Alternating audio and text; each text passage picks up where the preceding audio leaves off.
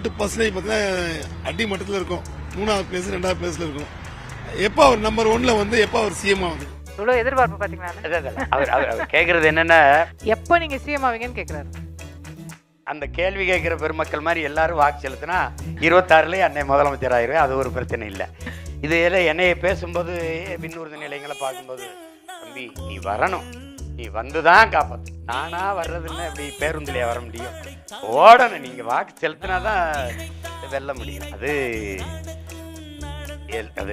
மாற்றம் என்கிறது எல்லார் மனதுக்குள்ளேயும் தோன்றினால் ஒரு நொடியில் மாற்றம் அது வரும்.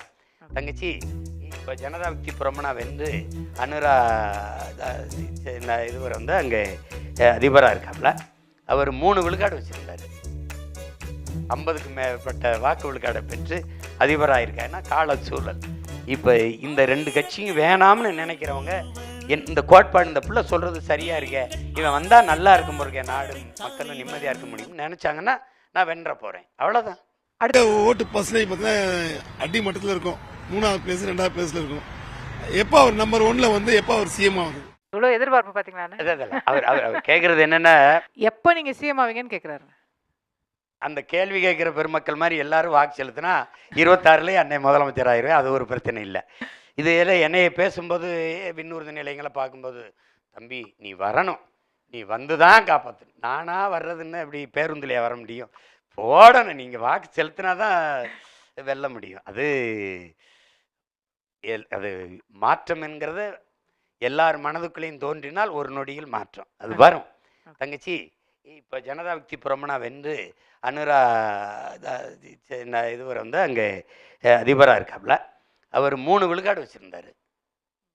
50க்கு மேற்பட்ட வாக்கு விழுக்காடை பெற்று அதிபராக இருக்காருன்னா கால சூழல்.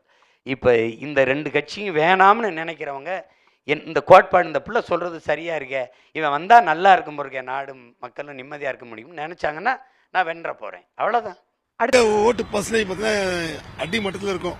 3வது பிளேஸ் 2வது பிளேஸ்ல இருக்கும். எப்போ அவர் நம்பர் 1ல வந்து எப்போ அவர் சிஎம் ஆகுது? இவ்வளோ எதிர்பார்ப்பு பார்த்தீங்களா?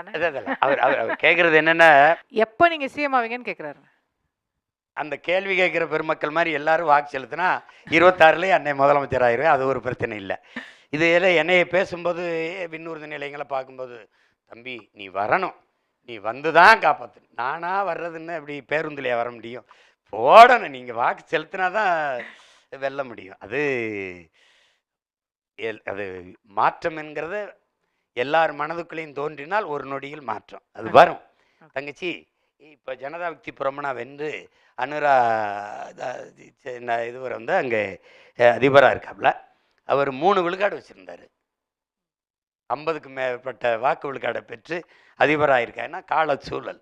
இப்போ இந்த 2 கட்சியும் வேணாம்னு நினைக்கிறவங்க, இந்த கோட்பாடு இந்த பிள்ளை சொல்கிறது சரியாக இருக்க, இவன் வந்தால் நல்லா இருக்கும் போருக்க, நாடு மக்களும் நிம்மதியாக இருக்க முடியும்னு நினச்சாங்கன்னா நான் வென்ற போகிறேன். அவ்வளோதான்.